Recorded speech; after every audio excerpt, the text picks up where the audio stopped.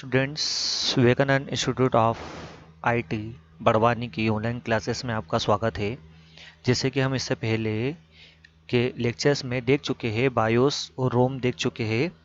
आज हम इंटरप्ट के अलावा यहाँ पर इंट 86 फंक्शन जो है उसको समझेंगे कि ये क्या है, इसको हम कहते क्या है। हालांकि इंट 86 जो यहाँ पर है ये एक फंक्शन है जिसका उपयोग करके हम हार्डवेयर इंटरप्ट को जनरेट कर सकते हैं, साथ ही हम सॉफ्टवेयर इंटरप्ट को भी जनरेट यहाँ पर कर सकते हैं। तो इसके लिए हम देखते हैं कि इंट 86 क्या है। तो सबसे पहले आपके दिमाग में एक शब्द आता है इंटरप्ट क्या होता है। तो इसको समझने के लिए मैं आपको यहाँ पर ले जाना चाहूँगा। तो जो इंटरप्ट होता है, इंटरप्ट का अर्थ क्या होता है यह जानना। तो सबसे पहली बात मैं आपको ये बताना चाहूँगा यहाँ पर कि जो आपका सीपीयू होता है जिसमें कमांड कंट्रोल होता है, सीपीयू का एक कंट्रोल होता है, वो अपना रूटीन काम कर रहा है। रूटीन काम करने का मतलब ये है कि उसको एक हमने पहले से जो काम दिए हैं, जितने भी हमने सारे काम दिए हैं वो अपने यहाँ पर काम कर रहा है और इस टाइप से फ्लो हो रहा है। ये इस टाइप से ये फ्लो हो रहा है, कंट्रोल फ्लो हो रहा है, मतलब ये प्रोग्राम जो है 1 प्रोग्राम 2 इस टाइप से इसको पूरे एग्जीक्यूट कर रहा है। तो इसमें होगा क्या, जो सीपीयू है हमारा, यहाँ पर जो एग्जीक्यूशन इसका चल रहा है सीपीयू का, उसका ये होता है यहाँ पर कि इसको इंटरप्ट करना। मतलब ये है कि कोई ऐसा यहाँ से ऐसा काम करना, ऐसा कोई फंक्शन कॉल करना जिसको ये सीपीयू इंटरप्ट हो जाए, जिसके माध्यम से सीपीयू को हम इंटरप्ट कर पाए, इसी को इंटरप्ट कहते हैं। उदाहरण के लिए ये यहाँ पर प्रोग्राम एक चल रहा है और इस प्रोग्राम के अंदर मैंने कोई ऐसा इंस्ट्रक्शन दिया है जिससे इस सीपीयू को, जो यहाँ कंट्रोलर है, इसको अपना काम छोड़ के मेरा ये जो दूसरा काम जो मैंने दिया है वो करना पड़े, तो उसको हम यहाँ पर इंटरप्ट कहेंगे। तो इंटरप्ट क्या होता है, एक एक्सटर्नल इनपुट आउटपुट सिग्नल होता है जो कि जो हमारे मदरबोर्ड के द्वारा, पिन के द्वारा, जो मदरबोर्ड में पिन होती है उसके द्वारा पहुंचता है, इनपुट आउटपुट डिवाइसेस के द्वारा पहुंचता है हमारे सीपीयू की 6 पिन के अंतर्गत। तो जो हमने इससे पहले एक, आपने यहाँ पर एक नाम सुना होगा 8085 और 8086। तो जो 8086 का माइक्रो कंट्रोलर जो होता है, माइक्रो प्रोसेसर जो हमारा होता है, यहाँ कंट्रोलर नहीं कहना चाहिए इसको, माइक्रो प्रोसेसर जो होता है हमारा 8086 का, उसके अंदर कुछ पिन्स होती है, ठीक है, वहां पर इसको हम जनरेट करते हैं। जो 8086 है, जो 86 है, इसी के द्वारा हमने इसमें इंटरप्ट 86 निकाला है इस शब्द को, जो आपने यहाँ पर देखा है कि इंट क्या है। तो यह इंट का मतलब होता है इंटरप्ट और 86 का मतलब यही वो जो हमने अभी इससे पहले देखा है 8086 है, उसी का यहाँ पर हमने शॉर्ट फॉर्म लेकर के दिया है। तो जो इंटरप्ट होता है, इंटरप्ट का मतलब ये होता है कि कोई ऐसा सिग्नल जो एक्सटर्नल हो और इनपुट आउटपुट जो सिग्नल्स हो सकते हैं और उन इंस्ट्रक्शन हो सकते हैं। उसके अलावा ये जो मैंने कहा सिग्नल हो सकते हैं, मान लीजिए मैंने माउस क्लिक किया या फिर मैंने कीबोर्ड से कोई बटन दबाया तो उससे इंटरप्ट, प्रोग्राम चलने में इंटरप्ट आया, आपका जो प्रोग्राम चल रहा है, मैंने कोई बटन दबाया, इससे इंटरप्ट आ सकता है। मैंने माउस से कोई क्लिक किया, मैंने लेफ्ट क्लिक किया, राइट क्लिक किया, तो उससे भी इंटरप्ट आ सकता है। तो इस टाइप के इंटरप्ट होते हैं। तो ये सिग्नल्स हो सकते हैं या फिर ऐसे इंस्ट्रक्शन हो सकते हैं जो कि आपके सीपीयू को कुछ समय के लिए सस्पेंड कर देते हैं। जो सीपीयू के अंदर जो प्रोग्राम्स चल रहे हैं उसको यह सस्पेंड कर देते हैं, जो नॉर्मल फ्लो होने से उसको रोक देता है। जो हमारा सीपीयू का एग्जीक्यूशन हो रहा था नॉर्मल फ्लो, उसको रोक देता है। और उसके बाद में यह इंटरप्ट सर्विस रूटीन जो होता है, इसको हम शॉर्ट फॉर्म में बोलते हैं ISR, इस पर ये चला जाता है। और एक बार यह पूरा सर्विस रूटीन फॉलो करने के बाद में यह वापस से नॉर्मल रूटीन जो होता है, नॉर्मल फ्लो, उसके ऊपर हमारा कंट्रोलर आ जाता है। तो जब मान लीजिए उदाहरण के लिए इसको आप ऐसे समझे इंटरप्ट को कि आप अपने घर से निकले, आपको जाना था कॉलेज, कॉलेज से वापस रिटर्न आना था, कॉलेज में आपको सारी पढ़ाई करना थी। अब आप निकले और इस बीच में आपके फ्रेंड का कॉल आया और उसने कहा कि एक काम करते हैं, हम मूवी देखने चलते हैं। तो आपने 3 घंटे की मूवी देखी और उसके बाद में आप कॉलेज पहुंचे और कॉलेज में थोड़ा बहुत रूटीन आपका जो था वो काम करने के बाद में आपने वापस आ गया। तो जो आपका मेन जो काम था वो ये था कि आपको घर से कॉलेज जाना था और कॉलेज में सभी क्लासेस अटेंड करना थी। बाकी आपने क्या किया, बीच में आपके फ्रेंड ने आपको इंटरप्ट कर दिया, मतलब बीच में आपके फ्रेंड ने इंटरप्ट कर दिया और कहा कि मूवी देखने चलते हैं। अब ये जो फ्रेंड का जो कॉल था ये दो तरीके से हो सकता था। एक तो आप इसको क्या करते हैं, मास्केबल बना देते हैं। मास्केबल का मतलब ये होता है, इसको आप क्या कर देते, इग्नोर कर देते कि नहीं नहीं मूवी देखने जाना है, ये ज़्यादा ज़रूरी काम है तो इसको करना ज़रूरी है। बाकी इसके अलावा एक होता है हमारा नॉन मास्केबल होता है। ठीक है, तो नॉन मास्केबल का मतलब ये होता है कि ऐसा इंटरप्ट जिसको इग्नोर नहीं किया जा सकता। उदाहरण के लिए आपसे घर से कॉल आ जाए, कोई इमरजेंसी कॉल हो, तो उसको आप इंटरप्ट को आप इग्नोर नहीं कर सकते हो। बाकी मूवी वाले को इंटरप्ट को आप इग्नोर कर सकते हो। तो इस टाइप से इसको हम कह सकते हैं। उसके अलावा इंटरप्ट, यहाँ पर आईएसआर का मतलब क्या होता है, तो आईएसआर का मतलब होता है इंटरप्ट सर्विस रूटीन, जो एक छोटा स्मॉल प्रोग्राम होता है। इसको हम स्मॉल प्रोग्राम कहते हैं। जो इंटरप्ट सर्विस रूटीन है इसको हम छोटा प्रोग्राम कहते हैं।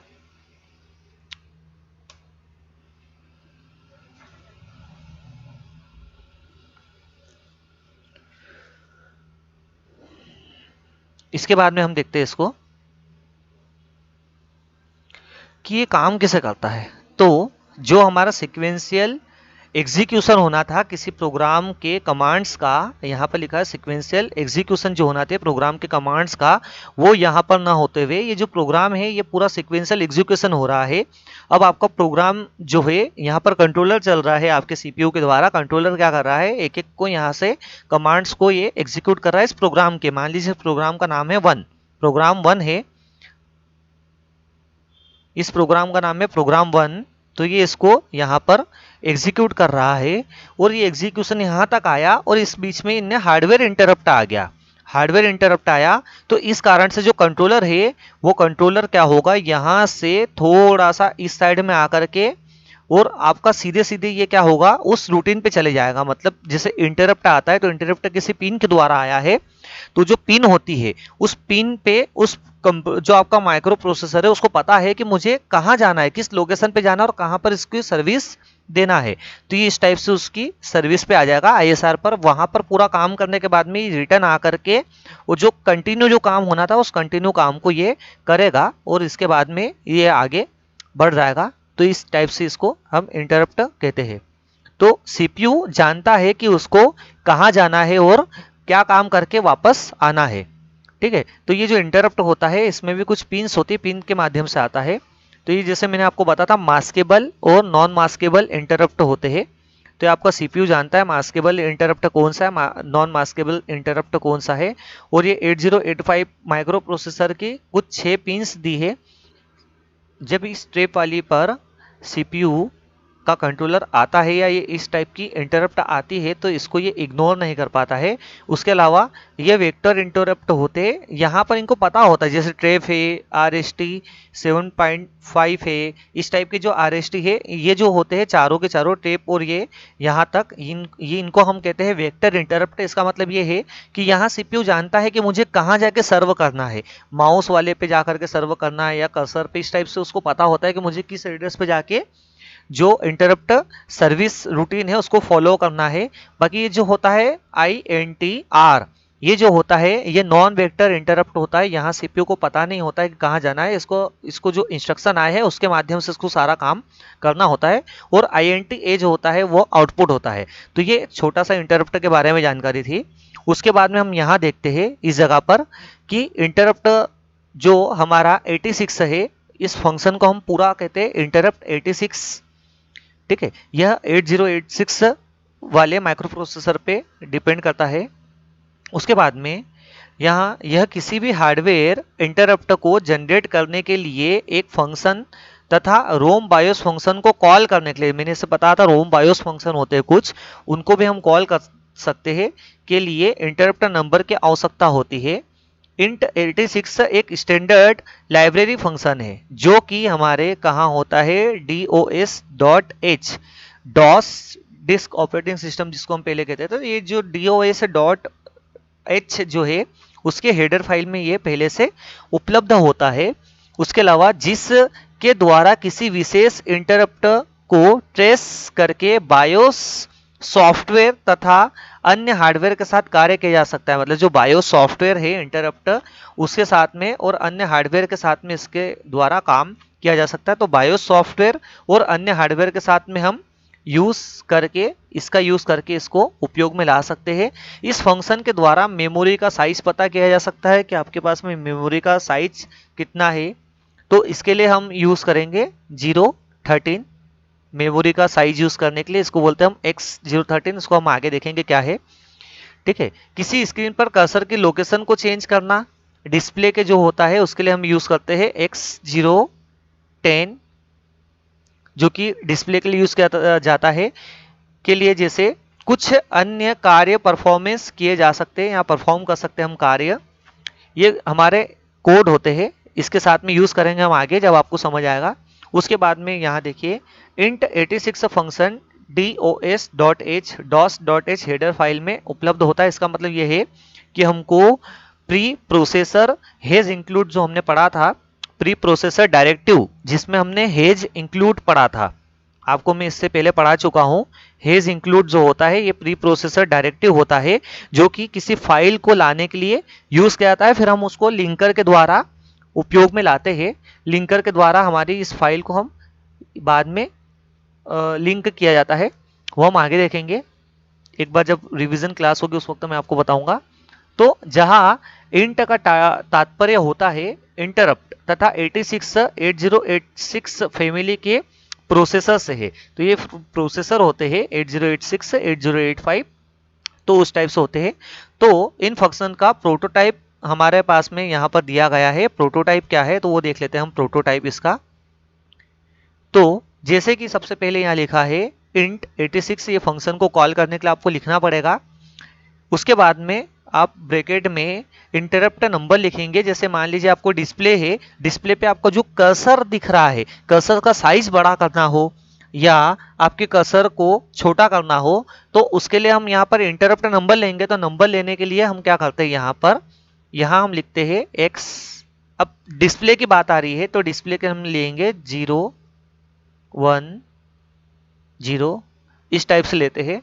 उसके बाद में यहाँ पर एड्रेस ऑफ यूनियन 1 और एड्रेस ऑफ यूनियन 2, तो एड्रेस ऑफ यूनियन जो होगा हमारा यूनियन बनाया जाएगा। यहाँ पर जो यूनियन हम इससे ऊपर डिफाइन करेंगे उसका एड्रेस ले लेंगे। ठीक है, उसके बाद में दो यूनियन वेरिएबल एड्रेस को लिया जाता है। पहला यूनियन वेरिएबल फंक्शन को भेजने वाली वैल्यू को प्रदर्शित करता है, मतलब जो आपके फंक्शन है उसको हम भेज रहे हैं उसकी वैल्यू को प्रदर्शित करेगा। दूसरा जो यूनियन होगा वो रोम बायोस फंक्शन से कॉलिंग कर सी प्रोग्राम में लाने के लिए वैल्यू को प्रदर्शित करता है। कुल मिलाकर के जो पहला होगा, मान लीजिए पहला हमारा x हुआ अगर, तो पहला जो होगा वो यहाँ से इसको वैल्यू को भेजेगा। तो यूनियन फंक्शन को भेजने के लिए जो वैल्यू का उपयोग करेगा वो यहाँ पर हमारा x रहेगा। वो दूसरा जो होगा वो रोम बायोस से रिटर्न जो फंक्शन कॉलिंग करके सी प्रोग्राम में लाएगा उसको हम यहाँ पर दूसरा यूनियन कहेंगे। तो हमने इनका नाम दे दिया x और यहाँ पर इसका नाम दे दिया y। अब हम int 86 फंक्शन के लिए एक साधारण सा कॉल प्रयोग करेंगे। यहाँ पर कॉलिंग की एक प्रक्रिया बताएंगे किस टाइप से होता है।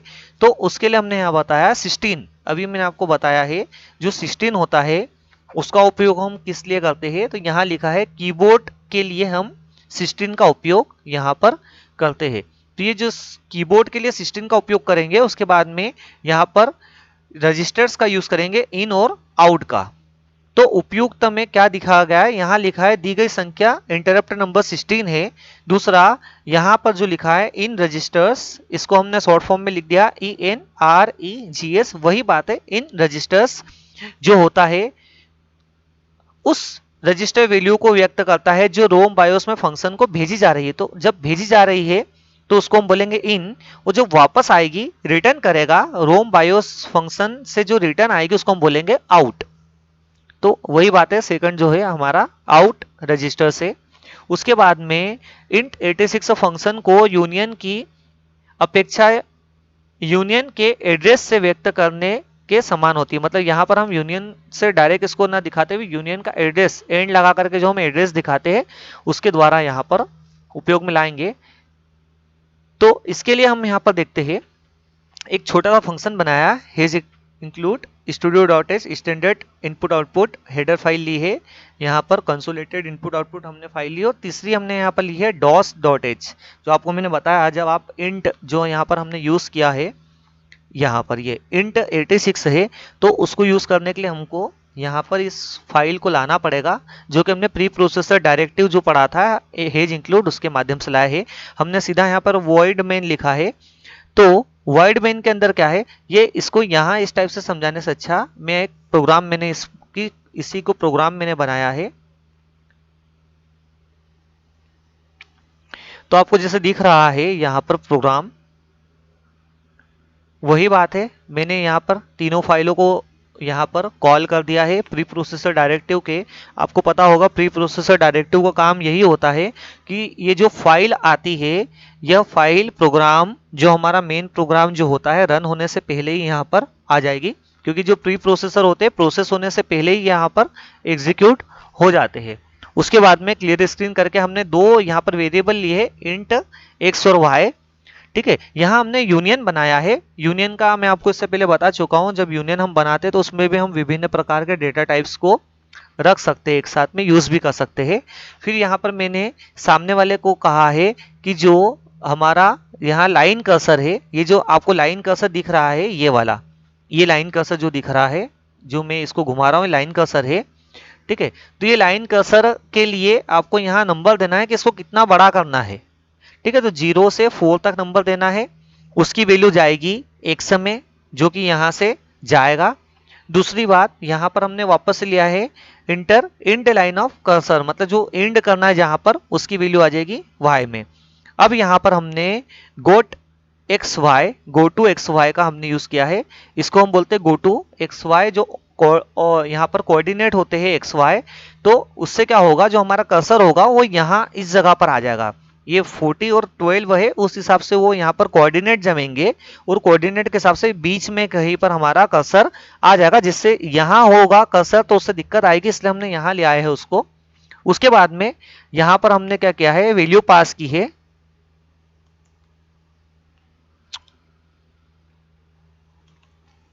यहाँ पर हमने क्या किया है, वैल्यू पास की है गो टू एक्स के बाद में, यहाँ कर्सर आने के बाद में क्या होगा, यहाँ से हमने वैल्यू पास की है, तो वैल्यू जो होगी हमारी, उसमें रजिस्टर्स का जो हायर लेवल होता है उसके अंदर हमने AH में हमने इसमें 1 पास किया है।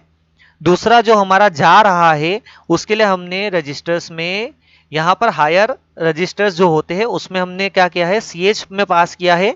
और तीसरा जो है हमने Y यहाँ पर CL में पास किया है हायर वैल्यू में। उसके बाद में क्या होता है, यहाँ पर हमने कॉल किया है इंट, वही बात है, यहाँ पर हमने 10 किया है। 10 का मतलब ये है यहाँ पर डिस्प्ले से है कि डिस्प्ले हमको करना है, जो कर्सर है उसको डिस्प्ले करना है। और यहाँ पर हमने दोनों यूनियन पास कर दिए जो हमने ऊपर बनाए थे। तो इसको मैं यहाँ पर एक बार रन करके दिखा देता हूँ, इससे होगा क्या। तो मैंने रन किया, ये हमसे वैल्यू मांग रहा है, वैल्यू हमको देना है। मान लीजिए मैंने इसको मैक्सिमम वैल्यू 4 दी, उसके बाद में इंटर एंड लाइन पूछ रहा है, तो मैंने इसको 4 दिया। तो हमारा कर्सर आप देख सकते हो यहाँ पर ब्लिंक हो रहा है, जो कर्सर बिल्कुल यहाँ पर मैंने सेंटर में इसको लिया है। आप इसको आगे पीछे कहीं पर भी कर सकते हो। तो आप देख सकते हो कर्सर का साइज बढ़ गया है यहाँ पर। इसी को मैं एक बार और चला करके दिखाता हूँ, इसको एक बार और मैं रन करके दिखा रहा हूँ। अब यहाँ 4 की जगह मैं 0 लेता हूँ और यहाँ पर मैं लेता हूँ 1। तो आप देख सकते हो कर्सर का थोड़ा सा साइज यहाँ पर चेंज हुआ है पहले से। उसके बाद में वापस एक बार रन करते हैं हम इसको, यहाँ आप लेते हैं हम 1, यहाँ लेते हैं 0। आप देख सकते हो कर्सर में थोड़ा सा फर्क है, इतना कोई ज़्यादा नहीं है। बाकी इस टाइप से आप देख सकते हो। इसके अलावा आप माउस का कर्सर को भी चेंज कर सकते हो और कीबोर्ड और माउस को भी आप कंट्रोल कर सकते हो कि